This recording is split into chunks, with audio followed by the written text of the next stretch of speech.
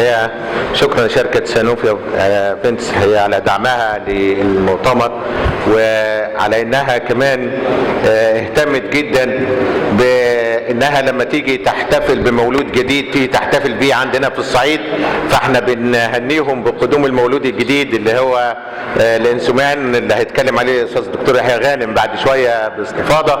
انما احنا بنشكر لهم دعمهم.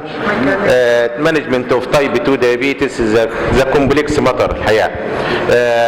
يعني انا في الانترودكشن الصغيره دي هحاول بس ان انا اقول انه تيزا كومبلكس ماتر لانه في كومبلكس باثوفيسيولوجي زي ما حضراتكم عارفين، ولانه احنا نوت اونلي فيسنج مجرد البايوكيميكال درينجمنت اللي بيحصل في التايب 2، ولكن احنا نتعامل مع البيشنت، والبيشنت ده اسبكت مهم. وزي ما كل الجايد لاينز دلوقتي وكل الناس بيتكلموا على البيشنت سنتر ده ابروش، البيشنت لازم ياخد مننا ما يستحقه، وبالتالي الانديفيدواليزيشن اوف ذا تريتمنت لازم تهتم بهذا.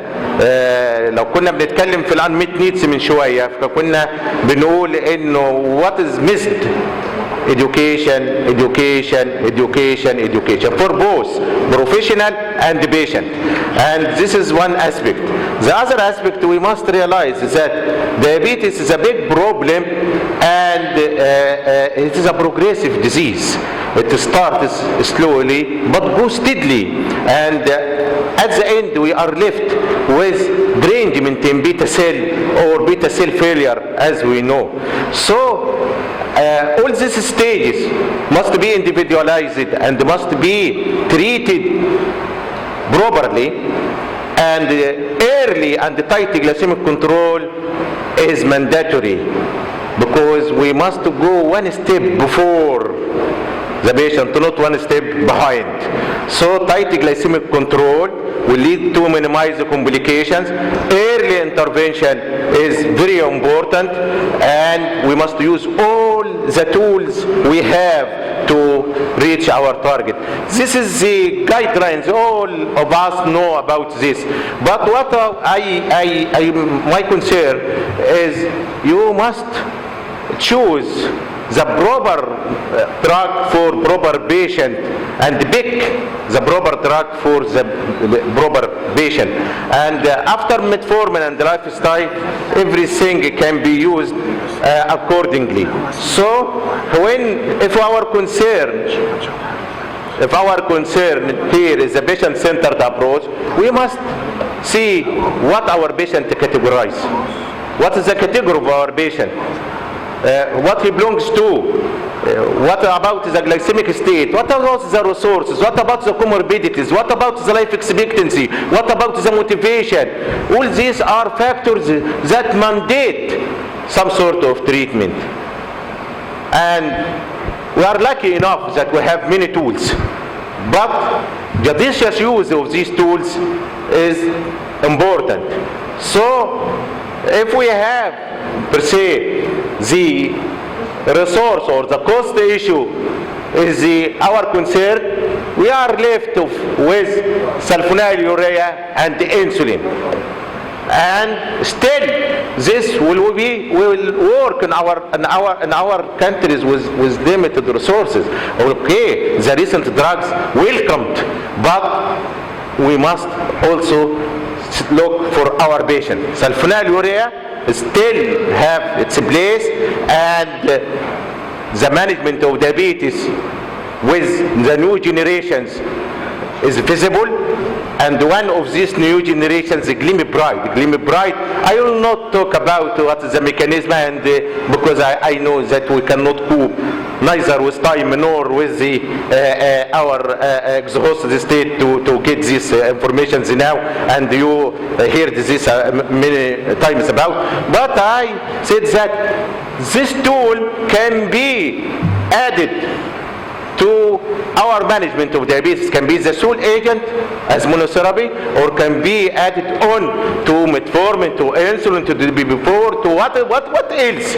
There is no contraindication except when we are using short-acting insulin in a multiple dosage, so they need no need for secretagogues.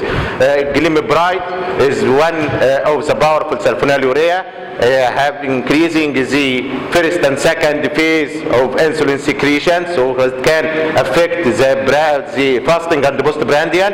Also, it can increase the insulin sensitivity and decrease the insulin resistance, and also have a sustainable effect in controlling diabetes. So, glimepiride can be given once daily, and this leads to adherence of the treatment.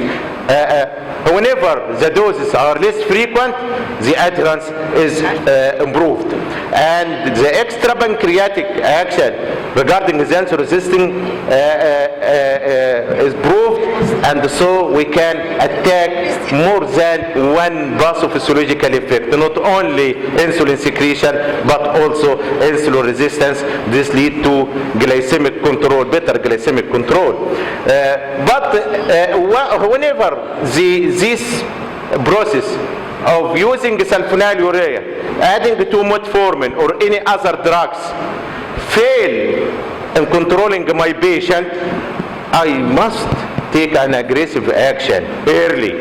And this aggressive action, as we see in all the guidelines, we see now the insulin taking an advanced position, and they said this insulin starting the basal insulin.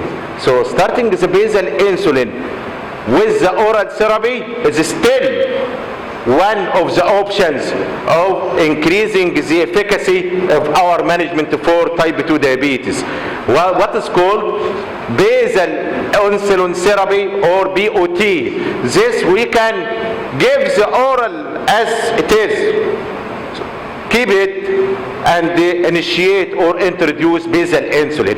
Basal insulin can give better results in overriding the barriers for insulin initiation in our patient, because it will be less hypoglycemia, durable, and can affect the fasting state, fasting hyperglycemia, and we let the prandial or postprandial hyperglycemia to be controlled with this secretagogue like glimepiride if we have a more or a better beta cell reserve. But whenever we don't have the beta cell reserve, we must intensify our insulin.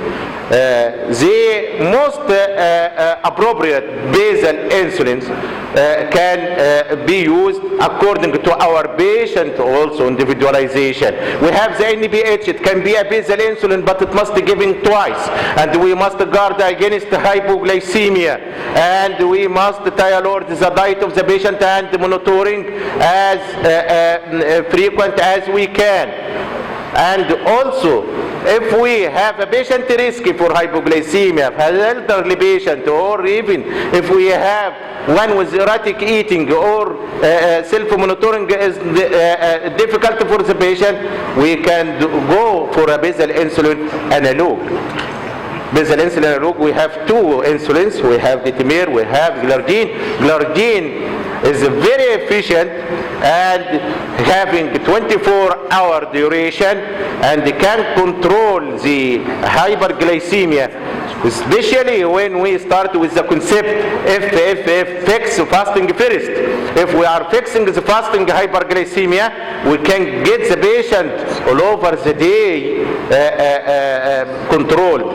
But whenever this basal insulin will not fulfill the criteria of our patient, we will not go for unlimited increase of basal insulin, because hyperinsulinemia or overdosage of basal insulin will lead to